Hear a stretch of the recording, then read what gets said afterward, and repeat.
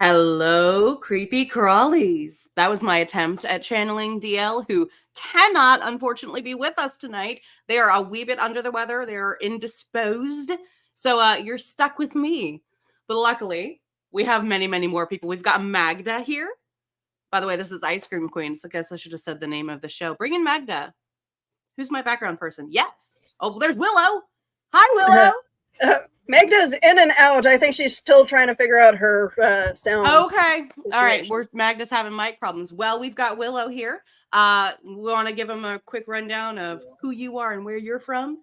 I am the co-host of the Saturday morning show, Back of the Cereal Box, and I also host Cryptic Crunch on the opposite days that Ice Cream Queens are taking a break. Yeah, so we are the second and fourth Sundays.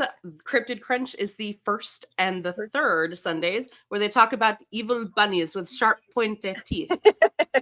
We have a wonderful guest. I am very, very honored to have this guest on with us. Vera Wylde. Hello. Hello. Nice do you want to give a yes, this is their second time being on our show. You want to give them a quick rundown of where you're from, how they know you?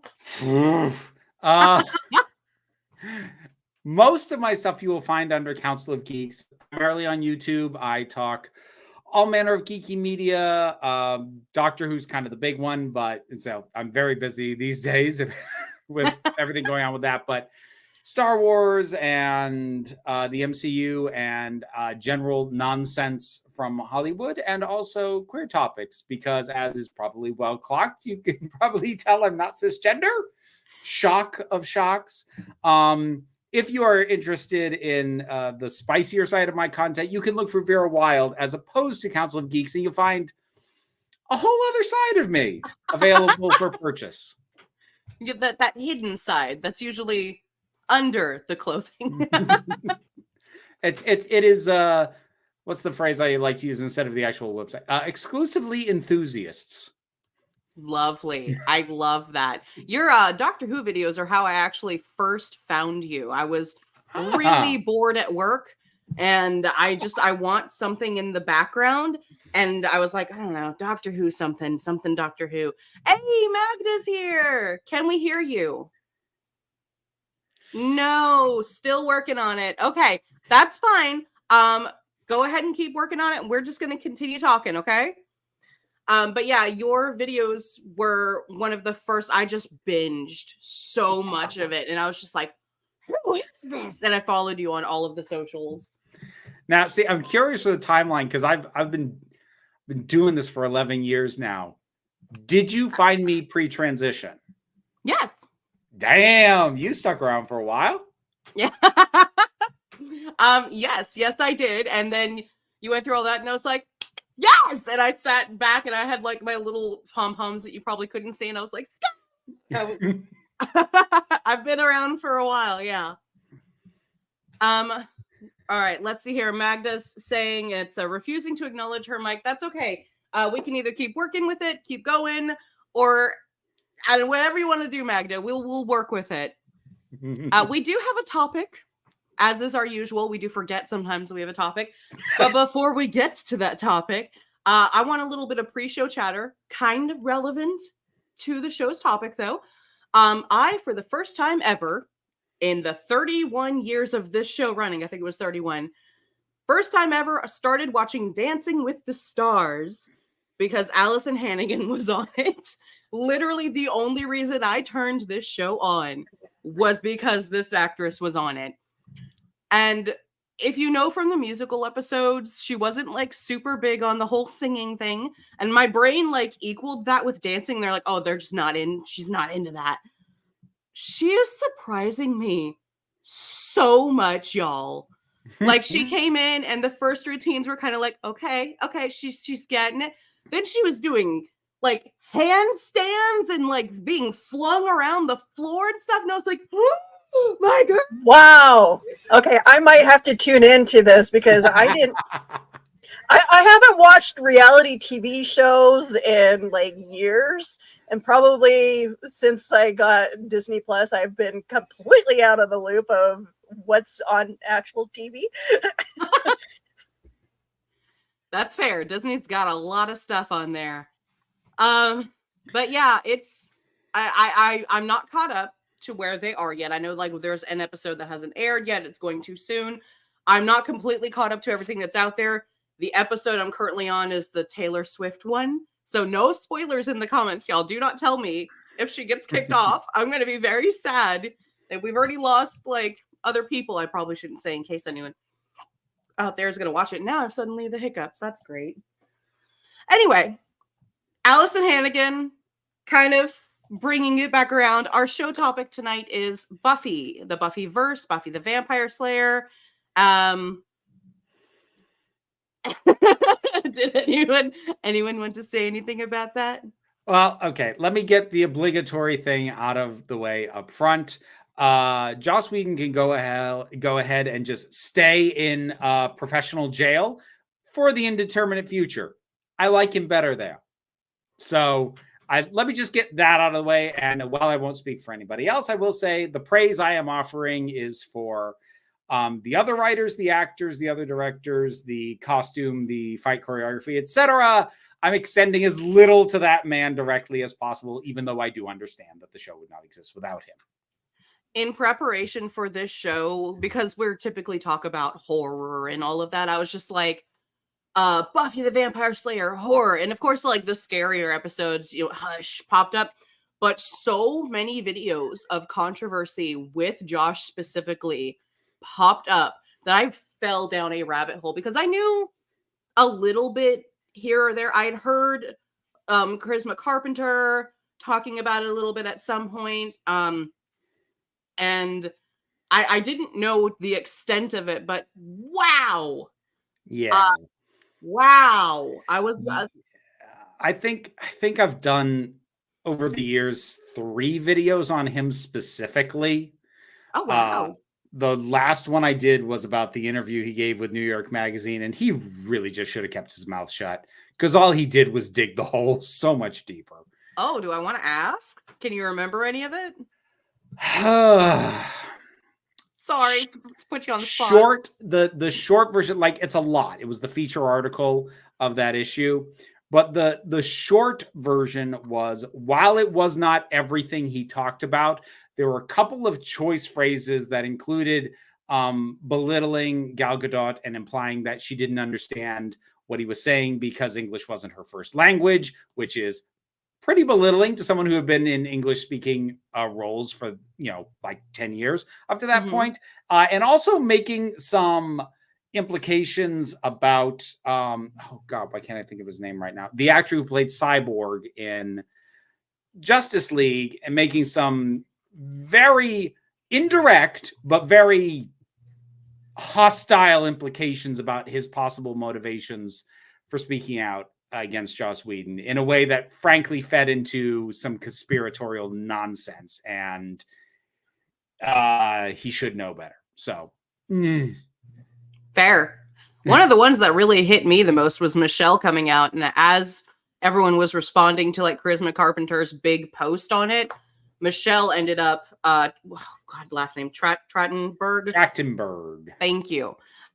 Michelle came out and posted as well, saying that like there was a rule that because she was the youngest actress, she was not supposed to ever be alone with him in a room. So there was like something that happened or something. That is true, but I will see. This is one of my things. Like, I'll badmouth the guy, but I wanted to be sure that it's for stuff he actually did. A lot of people took that to mean that he'd like made a pass at her or something. There is no evidence of that. The rule was in place because he did not give notes gently.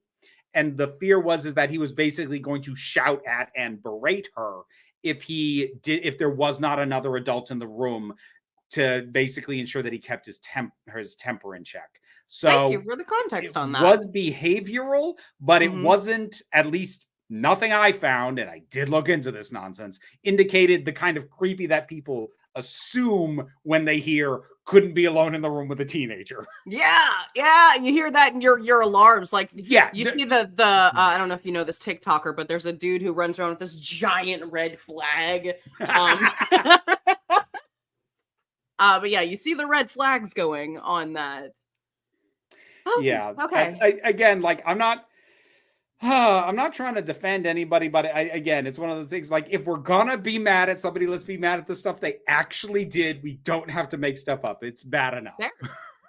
Well, I appreciate you doing your research on that because I've kind of stayed out of the loop of that whole situation because, like, I know a lot of people don't like him for his actions, but I want to still be a fan of what he created as far as the Buffyverse. I was a huge fan of the movie, and even the parts of the TV show I really liked, though I kind of missed a lot over the years. But but what we got from the actors after Buffy is just phenomenal. And so I know I want to be a fan of what he created, not his actions. It can be dicey to talk about, but you know what? We've made the acknowledgement. We don't have to let that bring down the mood of the entire freaking conversation. So we can move on. There are so many more people who worked in the show who deserve, like, the acting in this show specifically. It was just, especially for its time. I don't know if y'all remember a lot of 90s like TV. It was not great. It was very much like, Antonio, I've loved you for a really much long time. Like, it was I mean, from what I can remember. And the same demographic, yeah. Now, based on something Willow said, though, I'm curious. Lauren, have you seen the movie? Before the TV show? Yeah.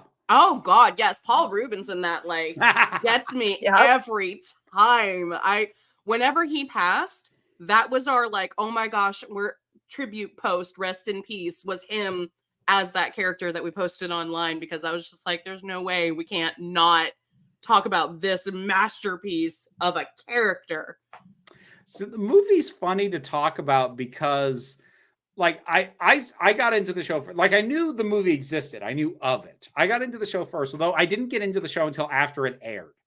I watched it on DVD in my 20s, but because it was on when I was in high school and into my early college years. So, but when I finally got around to watching the movies, I saw the movie and I'm like, okay, I can see the DNA of what the show was, but I also get why people were like, okay, this was directed by and starred a whole lot of people who didn't really get what this was. So maybe if we could assemble a crew of people who are all on the same page, this can be what it was supposed to be. And that's not to demean the movie. The movie is fun in its own way, but it is also tonally all over the freaking place and doesn't really seem to know what it is. No, yeah, I absolutely agree with that. It does have its moments. There are some her in the white prom dress with the leather jacket on over look at the end. That was so iconic. And as the comment just said, Hammy Vampire Death, Paul Rubens,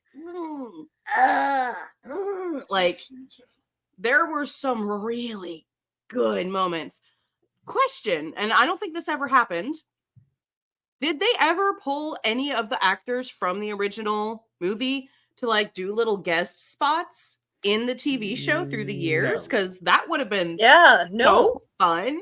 No, they never did. And I think probably part of the reason was technically the show is in continuity because there's references. Well, actually, let me back up.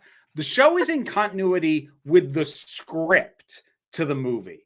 Of course, the actual movie deviated enough from the script that it's not totally there, but it does kind of create a weird continuity thing because, like, at the start, I think the very first episode, there's like references to Buffy having burned down the auditorium or something, and that was the climax of the script. I can't remember if it made the movie or not. But Yes, it did make the movie, Yeah. and you are correct. They bring it up a couple times actually. First episode, and then later on when the new principal comes in, and he's like, "Oh, I'm here to give you a new record," and he like tears up the record, and then he looks at it and he starts taping it back together on the like it was brought up again there. So they've winked at it a couple times. Yeah, if I were to guess, that was probably part of the reason, at least initially, why it wouldn't happen. Like why they wouldn't do cameos with them later, I don't know. It was probably because the show was so much bigger than the movie by then. I just really wanted Paul Rubens. I'm sorry, I can't get off of. I wanted him to come in, and I don't know if you've ever seen him play Smoldering, but he pulled it off so well whenever he just went for that like oozing charm character. I wanted that vampire with like the little handlebar mustache and, you know, a top hat and a cane coming in. I really wanted it, and I had a whole in my brain. It was a thing. I wanted it. So I feel like if we're talking the show, the go-to question, well, there's two go-to questions. One is favorite character, but let's background that. I think the other one is favorite season. Ooh. All right, I'm not going to choose one or two. I love them very much, but they were a bit still trying to find their footing. They were a bit slower, in my opinion. I do like the whole, I think it was season 2. Angelus was the bad guy. That was season 2, yeah. Yep. And I do like that there's a really great scene where he's like, you don't have this, you don't have that, you don't have anyone. What do you have? And she catches the sword and she's like, me. Like, that one scene made the season for me, but I need a little bit more than like one good scene. Hell. So like I can give you the quick rundown. I generally group them by villain arcs. So season 1 is the Master, season 2 is Angelus, season 3 is the Mayor, season 4 is Adam and the whatever the military group was called. I can't remember what it's called now. Season 5 was Glory, season 6 was the trio, followed by Dark Willow, and then season 7 was the First. I might have to say the trio. Oh God. It was so bad. See, here's the thing. I actually kind of like what they did with them, especially honestly with Warren, because yeah, he's a joke. The three of these guys are jokes. They're ridiculous. But what I like, especially like as more time has gone on, showing the danger in the toxicity of a guy like that. It doesn't really matter that he's a loser.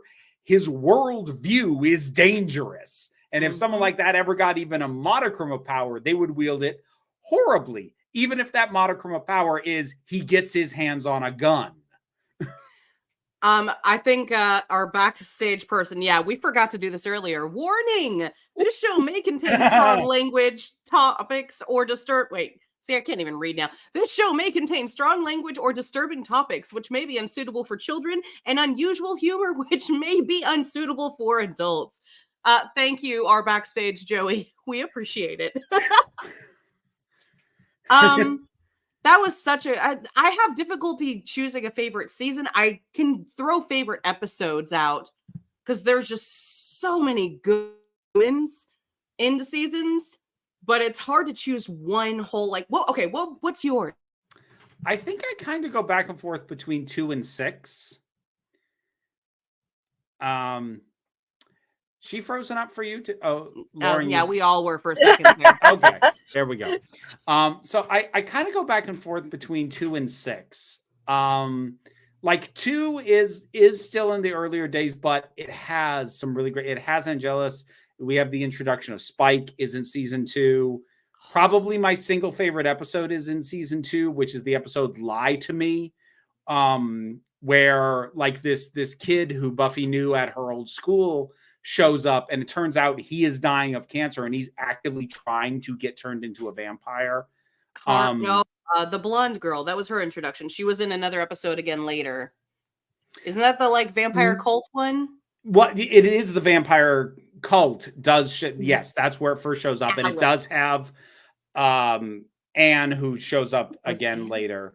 Okay, my bad. She gets introduced there, but like this guy, he's dying and he thinks he wants to be a vampire as a result of that. And I like that episode in general just because the way it challenges Buffy for where she's at. And I love the ending of that, which is that, you know, Giles just says to her, "What do you want me to say?" And she goes, "Lie to me." And he says, "Well, it's all perfectly simple. Oh, The bad guys are easily identified by their black hats and mustaches, and we always win, and everyone lives happily ever after." And that's probably my favorite episode, and I love it to death. But season 6 has a lot better mature storytelling, I would say. Mm-hmm. Like season two, if you enjoyed Buffy and in high school, season 2 is the peak of the show. If you like what the show did with her as an actual adult, I think season 6 is about as good as it gets. All right, I'm gonna have to pull up season 6 and like we're gonna talk about individual. Oh wait, Willow, what was your favorite? I honestly, it's really hard for me to pick a favorite season because I skipped a lot. Because I grew up in foster care, so it was one of those situations where fighting for the TV with my siblings was a hard thing. I did watch a lot of the Buffy stuff, and then I just kind of went on and did other things too. So I'm like, there's like holes of where I know I should probably revisit and rewatch Buffy for sure. But I know like I've seen all the episodes, is just try to put them in chronological order in my brain. Fair. It's like me and Star Trek. Yeah. All right, so I just pulled up season 6 because I thought, which one is that? That is such a good That is such a good choice. We got Once More with Feeling in there, which is like I'm sorry, I'm a musical person. I love music, and that one episode is how I started watching Buffy. Someone was like, "Oh no, there's a musical episode," and I was like, "There's a what?" And my friend like recorded it on their VHS. So I could borrow it the next day. And from that point on, that was when I started watching Buffy. My city is like in love with musicals. So Buffy is one of the things that we play constantly at our sci-fi convention as well. Nice. So yeah, that's so, like, let me guess. Buffy, Dr. Horrible's sing-along blog. Yeah. Rocky? Do y'all have Rocky at midnight? Yeah, and then we have Phantom of the Paradise. Ooh, is another popular. You should check that one out. That was wild. That was that was the first movie Brian De Palma ever filmed, and it's very Brian De Palma. Oh, okay. We typically do Repo somewhere in there too. All right. After Once More with Feeling is actually one of my favorite episodes of all time. It's the one where they all lose their memory. And it's like Rasa. Yes. And my favorite, we quote this all of the time. Spike ends up in like, he's trying to hide from this person who's trying to get the kittens from him. It's like a money mobster deal thing. But he's wearing someone else's clothes and he's dressed all normie, like very in a suit, and all of their minds get wiped and he's wearing someone else's clothes. So he's like looking at the tag and he's like, "With love for Randy." And at this point, he thinks he's Giles's son because they're both British. And so he's like, "Randy Giles? You named me. No wonder I hate you." And we will just, as we're doing tasks in the house, randomly scream this quote. No context. Just it's one of the ones that will forever live from that episode. God, that was a good one. That was a lot of fun. Season 6 also has one of my favorite character re-entrances into a show after an absence ever, which is Giles coming back. Because this is after Willow has gone bad. This is after she has flayed Warren. And, you know, Buffy is trying to take her on and Willow's just tossing her around. And she says, "There is no force on earth that can stop me." And suddenly she just gets thrown back into a bookcase. And Giles, who has been missing for half the season, is standing there in the doorway and he just says, "I'd like to test that theory." That's such a good spot. He's like, I'll say flat out for the show, he is my favorite character. I am all in for Giles. He's like, ugh, okay, what I can't words. He's like sex on a stick. He's so the way that he talks, and if they should have the closest he got to ever playing a villain was like he got turned into a demon once. If you have not seen Anthony Stewart Head go full on evil, you really need to. If I watch Repo the Genetic Opera I like and let Repo. him sing growl to you with that look on his face, and then your look on your face is going to be like, like, whoa, that's a great favorite character. Take my organs, Daddy. Yeah, no, I get it. Willow, do you have a favorite character? Well, yeah, Giles is definitely one of my favorite characters. You know, okay, for a while there was like David Boreanaz. Oh, wow. Angel. Yeah, Angel for a while there, but it's like the go-to characters kind of. But there's just so many characters in that series that it's really hard for me to when Felicia Day shows up later on in the she shows up in season 7, I believe. Yeah. Which is I think the final one. episode is quite good. Season 7's rough though. Like the finale's good, thank goodness. Way too many shows have lousy finales. But the season leading up to that finale, it's rough. They're trying to do so much, and they have so many new characters.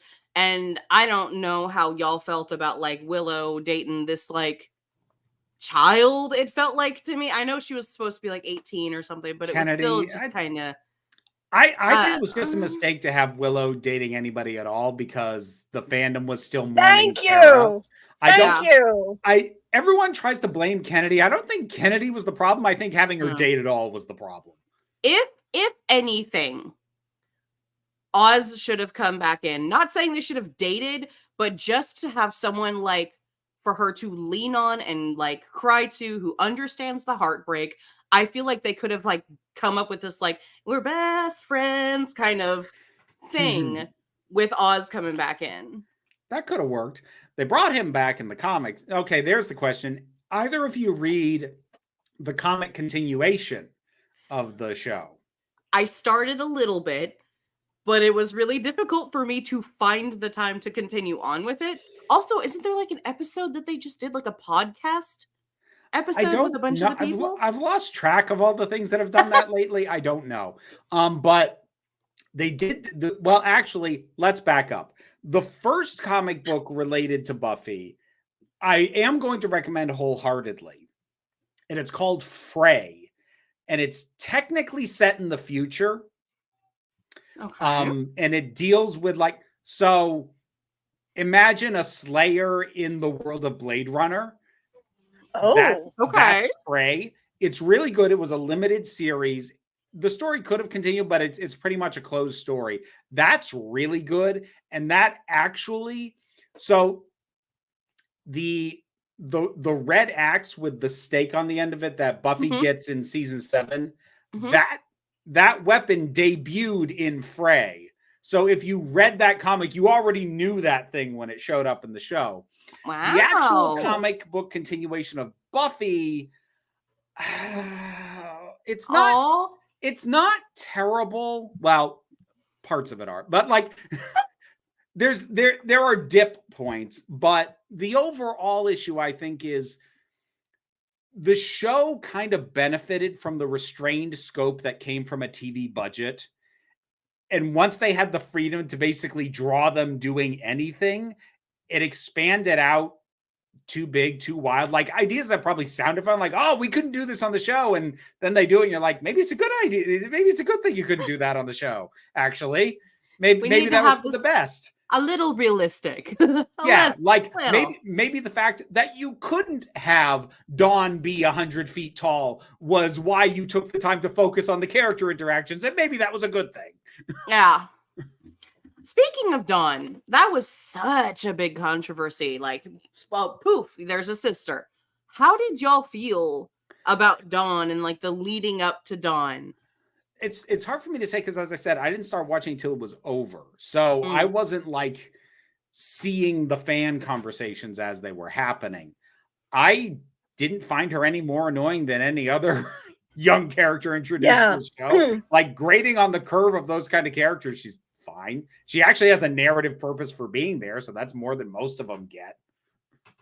I wasn't hugely fond the first season she was in, but the character grew on me. Yeah. As longer she was there. I've heard in general more positive things about her from people who actually had siblings. I'm an only child, so I've heard from a number of people that it captures that feeling of an annoying younger sibling really well. I just have to take their word on that. I don't know. But as someone who can't relate to that, like, she's fine. It was I just remember everyone complaining about that like so much. Well, everyone was so mad. It's about fandom. it. See, but after a while, I felt like she should have been there from the beginning. Yeah, Like, I don't know. It was just one of those characters where it's like you expected her to always be there. And see, that's kind of what I liked later on about her, because when it first happened, I was like, what? But then the longer she was in, the more it felt like she had always kind of been there. Belonged. Yeah. So we kind of touched on Angel. I feel like we should circle back to that in a little bit. But before we do, I guess I kind of want to ask the other big vampire character, thoughts on Spike. Oh, my favorite. That's my favorite. Why am I not surprised? Spike. Closely followed by Drew. I really liked Spike and Drew coming in, and they're just like it's like the Gomez Morticia of vampires. The way they were just on each other and the way they moved together. When they were introduced, I was just like, cool. Give me more. I was one of those people that Joss apparently hated because he did not like that so many people liked Spike. There was an interview with the actor where he was talking about how Joss like shoved him against a wall once and was just like, you're dead. Your character's dead. Like, because he was so mad. He was not happy that the character was popular at all.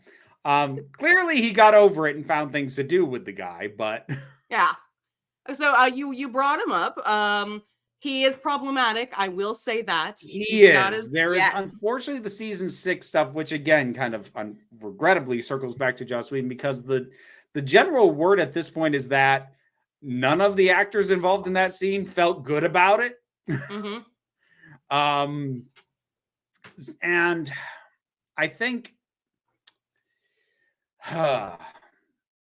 this is again where the limitations of the format did them a massive favor, because if this had been, say, an HBO show and they were able to take it as far as something like Game of Thrones took it, I think the character would have been impossible to bring back and do anything other than kill him immediately. Yeah. But even not being able to take it that far, it's just gross. Mm-hmm. And like, I've seen people make the arguments, well, like it has to do, and they bring up lore stuff and, how, well, because he doesn't have a soul. And then later on when he comes back, he does. This is kind of a different person. And okay, that's lore-based rationale. But at the end of the day, what you have is a scene of a man trying to force himself onto a woman. That's what the scene is, regardless of how you dress it up. That is what you have put on television. Mm-hmm. And you're going to ask us to continue to be okay with this male character. And some people just aren't. They just aren't. Which is, I completely get. I'm not a huge fan, of that little bit of story arc there. I get that they were trying to, I get what he was trying to do. He had to have some sort of break with the character for him to go off and have this, I'm going to find my soul storyline, whatever. You could have done that like 50 other ways. I don't know what the writers who specifically wrote that, they have this like, I'm going to fix them complex, which is toxic. I don't know if y'all have all been through this whole like, oh, well, it's okay. He only meant to do it the once. I can fix it. Like, that is a complex that just repeats and repeats and repeats. And this is enabling people to continue to think that, oh, well, this happened, but look, he's so much better after. So I agree with you. I was not a big fan of that. I was mad when I watched that episode. I think the issue also is, because each of these characters are freaking good looking. We're supposed to just forgive them because it's like, oh, but he's so hot. No. Yeah. Yeah. And I mean, like, if you want to make the comparison to Angel and when he was the villain character of Angelus in the second season, like, there was a very distinct difference in performance. That felt like a different person. It's much more believable that what he did as Angelus was done by somebody else rather than who we normally see as Angel. But even then, having him leave the show not only resulted in another show that eventually got very good, but it also was a very good thing to break Buffy out of that cycle, because that wasn't a particularly healthy relationship either. But unfortunately, no, she's bad at dating. But unfortunately, with Spike, there wasn't a difference in demeanor. He acted the same. Well, the way Angelus went about things was very much like, you can tell he's doing this to be sneaky. And the way that Spike went about that scene, he was trying to show her how much he loved her. And so it's very different in the feels of that scene. Also, I don't know if you've watched the interviews that James Marsters has talked about specifically that scene and how much he didn't want to do it. It almost like broke him to do that scene, and like for the next, I don't even know how long, he was just like in tears, just broken down. I don't blame him. I'm not a professional actor, but like I was in a play some years back and I had to play a character that it put me in a bad place for about a month afterwards, just to have to be that person for a limited time on stage. So yeah, like being asked to perform these things is damaging. It's one of the many reasons why the new SAG-AFTRA agreement, including the requirement of intimacy coordinators for all love scenes going forward for television movies, is a wonderful thing. You have intimacy coordinators for the same reason you have stunt coordinators, because you try and do it without them, people get hurt. And not to mention like how many child actors that they've like basically ruined and forced these situations on them. I can't imagine like the psychology behind it, psychological torment that they put on these kids back in the 80s and 90s. Yeah, there's a lot of that. But so I touched on him briefly. Either of you watch Angel, the spinoff? Yes. For a little bit, yeah. I kind of tapered off, I think, after like the second season. First season is the worst one, so that doesn't help. And it's not even because it's bad; it's just kind of dull. He's so moody. He's so just like, meh. Well, there's a reason why the best episode of the first season is the one that opens with Spike on a rooftop, just mocking him. But I do. There were some pluses on it. Like I wasn't expecting Cordelia to be a good addition to the show. I was not a huge fan of that character.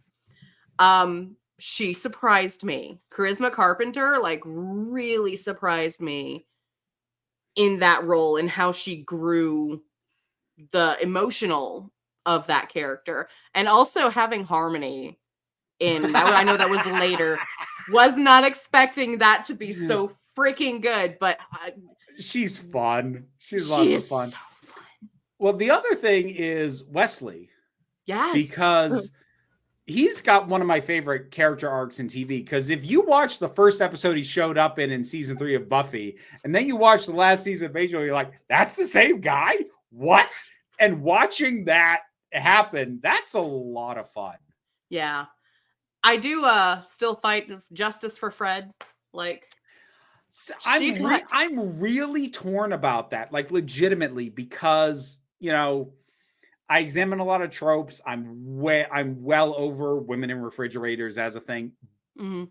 But I like Illyria, and I like the stories that resulted from Fred dying, which okay, I don't want this to sound like I'm trying to excuse it or cover for it, but the biggest criticism and like the main issue, aside from just general misogyny, with the trope of women in refrigerators, which, just in case people aren't aware, is a term generally used for when a character, usually a woman, is brutalized and or killed for the purposes of motivating other characters. So that is one of the big things, and that is part of this, I will grant. But another aspect of women in refrigerators that I would say this very much does not do is that a big part of why it feels so egregious is you lose more story potential than you gain. And if I'm being honest, I think there was more story mileage in Illyria than there was left in Fred. I can definitely see that. Fred's entire aspect was to come on and for these two guys to fight over her. Yeah. Like yeah. Like I'm more annoyed at that storyline for her than I am at the fact that they killed her. Because the one where they killed her, first of all, actually gave us one of the best melancholy episodes of the show. I think it's like called The Hole in the World. Mm-hmm. And when they realize they can't save her, that they have been going through all this and they just can't. And seeing that hit every character and have that weigh on them. And then to have a demon goddess walking around in her body, there's some good stories in that. I like, yeah. Again, I'm not saying you have to be okay with the fact that they killed her. I get it. But I like season 5 in general.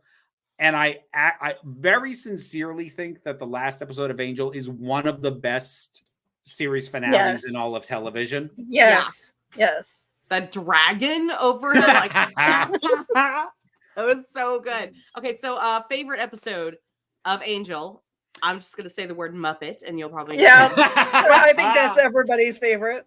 My favorite is still the last episode. It is the finale. It's not Fade Away, just because the beauty of that hard cut to credits before the fight even starts, because the point is not whether or not they win. The point is that they chose to keep fighting. That's all you needed to know. We're done here. Yeah. And I do have to say, like, Nathan Fillion as a villain, a priest villain. So that was in Buffy's last season. Yeah, when he showed up. Oh boy. I'm sorry for going back, but I mean, don't apologize. Okay, so what, while we were on Angel, sorry, I'm bringing us back to the back. What was the things you weren't too fond of? I didn't like the whole, like, oh, this is my son, and now he's taken away, and surprise, he's a grown adult now. I'm so tired. I've seen that over and over, written on TV. I did love the episode where his mom, I cannot, not Drusilla, the other one. Darla. Thank you. Darla sacrificed herself to save. I liked that, but like that was the only thing. So I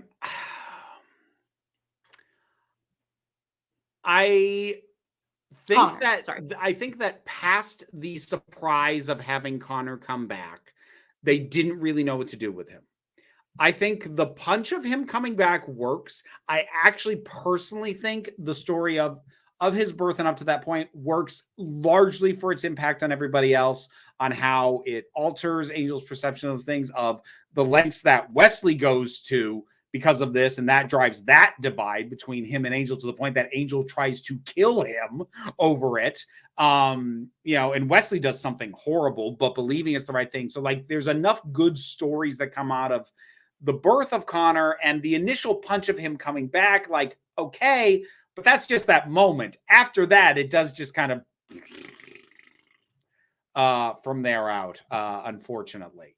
But I don't have as big a problem with Connor as a lot of people do, but I'm also not really going to go to bat for the guy. What do you think of the whole, what was it?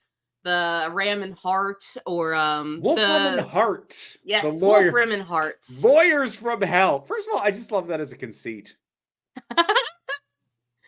I loved that it flipped. Like it was the bad. It was the big bad for so long. And then there it is at the end. And Angel is in his like little suit and he's like running the dang show. And you're like, what? And I love it. I look, because what the hell else were they gonna do? But like story wise, they just gotta keep beating their heads against the wall that is this freaking firm forever. But no, we're gonna give you the keys to the kingdom and let the inherent nature of what this place is corrupt you on its own, and it largely does. I do have to say, I know a lot of people had issues with Spike, especially after the Buffy stuff. I do think bringing him in to Angel was a really good saving grace. There was a lot of slow, and it really needed a little bit more of that like comedic high energy stuff, which at that point, that was more what Spike kind of was. He was like this punchline. Season 5 was dark. Season 5 was melancholic, and Spike was the high energy. And he got lines like, "You're a wee little puppet man." I think the two actors definitely did play off each other very well with chemistry. So I don't know, they seem to do very well with each other. One of my favorite chemistry between the two of those are when they're like, "Oh, Buffy's in town. Wait, who's he dating? Dracula? She's dating and so they're both like grumpy at the other one. Well, I did this for her, and I did this for her, and they're arguing and bickering amongst each other, and then they're both like so they're both complaining about Dracula, and that guy owes me this much from this time, and that cracked me up seeing them like bickering back and forth, that little, and then coming together and both of them being mad together about it. We just had a shout out comment for Lorne and Angel. So that was the karaoke demon. Oh God, Lorne. Oh, didn't the actor die? He did. Unfortunately, he passed away far, far too young, but he was really good. Oh, and they had he was only in one season. Oh yeah, the guy in the first season who I got, unfortunately, both the character and the actor escaped me for the moment, but they had a very Cockney accent. Yeah, they had to write him out because the actor was partying too much, and not just like going to clubs, like doing a lot of substances, and so they wrote him out, and unfortunately he did not live all that much longer after that. The character got a good send-off halfway through season 1. They did give him that, but yeah, that was a shame too. Yeah. Oh, okay. Let's circle back around. We've done favorite episodes. We've done favorite characters. Have we done, of the whole franchise, Buffy, Angel comics, least favorite characters and why?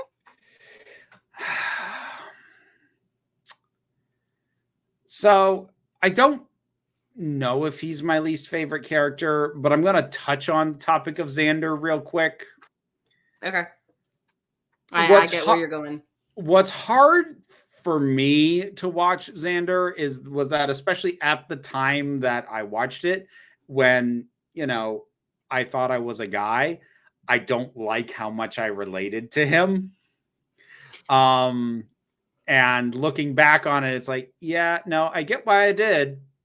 There's a reason that I don't want to be that person anymore.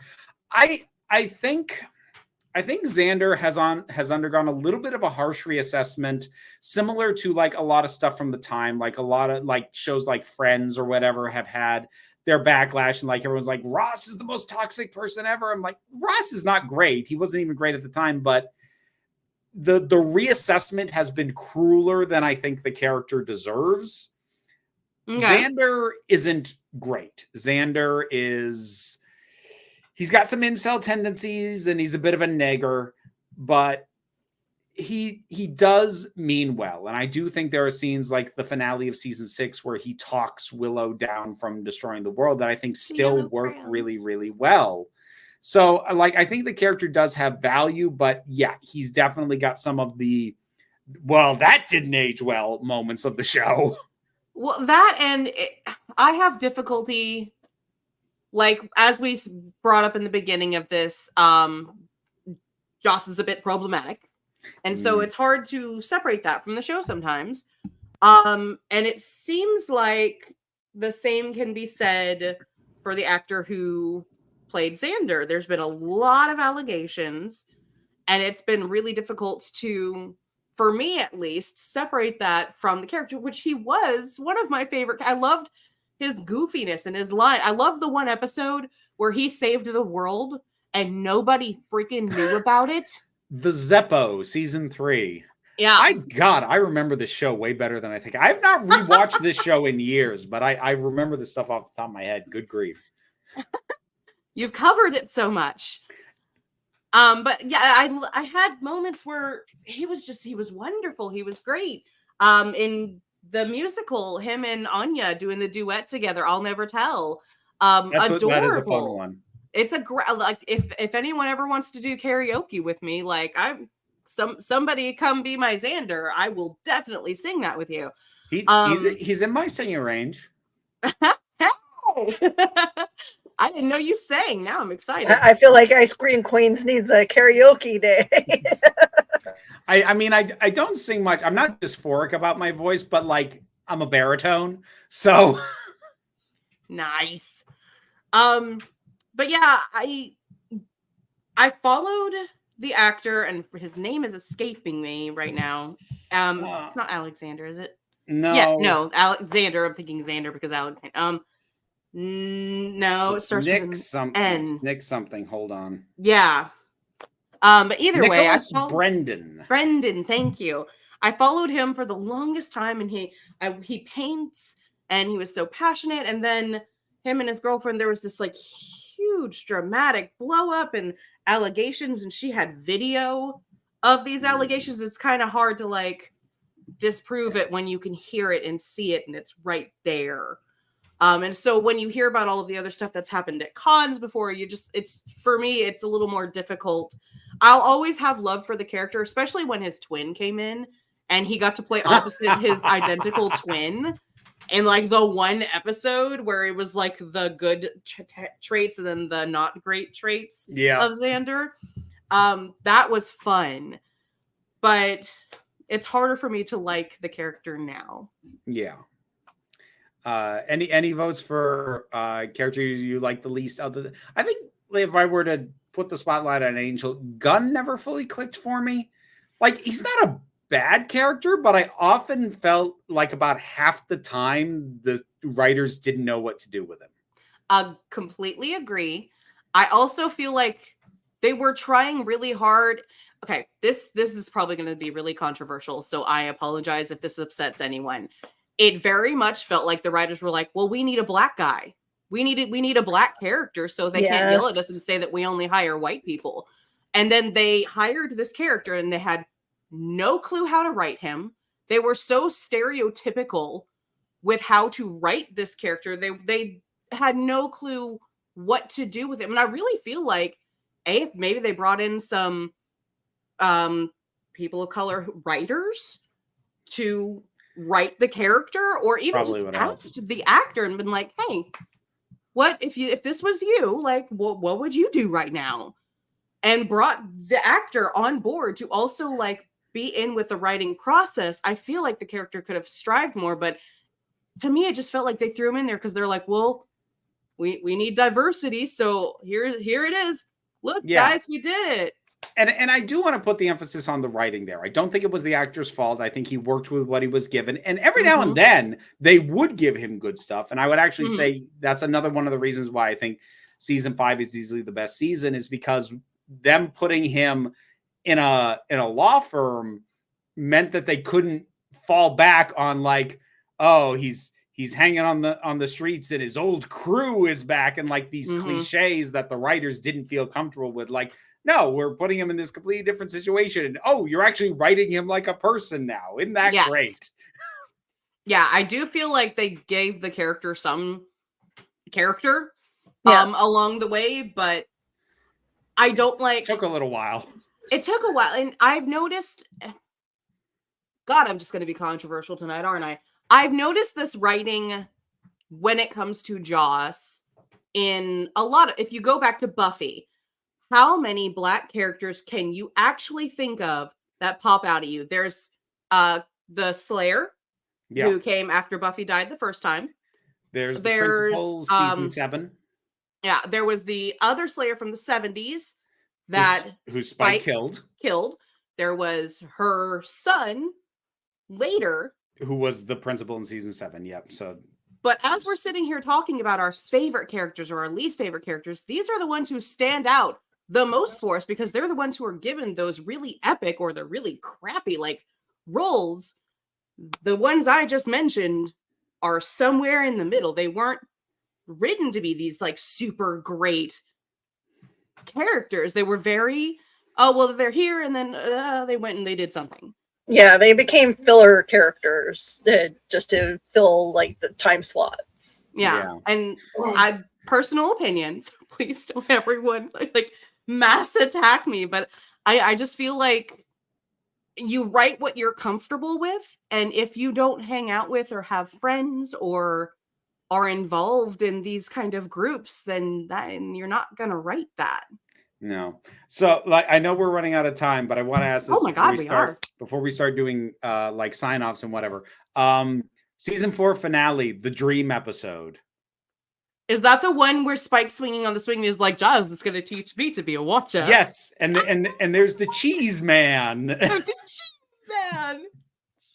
That is the transitions in that episode between like he's crawling into the back of the ice cream truck and then suddenly he's in another room and like the camera never stopped and never they put that together. The transitions were so good in that. That is one of my all-time favorite episodes. That one's a lot of fun. It is. It's a good palate cleanser to a mediocre season. We have only about 3 minutes left. Once again, this has been the Ice Cream Queens. We have Willow from Cryptid Crunch. We have Vera Wylde, who you can find on YouTube, TikTok, Council of Geeks, and other spicier activities, which, by the way, I do want to come travel to one of your shows sometime. Like, I don't know, remember burlesque shows? Yes, I've hosted a couple down this way. So I would love to come and see yours sometime. That would be really fun. Do you want to go ahead and tell them where to find you on the socials other than Council of Geeks? Or if you look for Council of Geeks, main thing is going to be YouTube and Twitter. I refuse to call it X. And I also stream on Twitch Wednesdays and Fridays. I have written works out there. I have a fantasy novel called Dreams of Fire, published with Nathaniel Wayne, listed as the author. I have a semi-autobiographical book called Skirting Gender, and also a 2-act play called When She Wakes, which both have Vera Wylde listed as the author. And yes, if you look for Vera Wylde, especially on Twitter or Blue Sky or that place that is exclusively for enthusiasts, that will get you to the spicier side of things. The slightly more family-friendly version of my Vera Wylde content you will find on YouTube, Instagram, and TikTok. I'm on my 3rd TikTok account. It's great. I just keep friending you every time. Where did Vera go? Where did Vera go? Yeah, I will definitely add you for sure. Just found your Facebook page, so I'll search for you.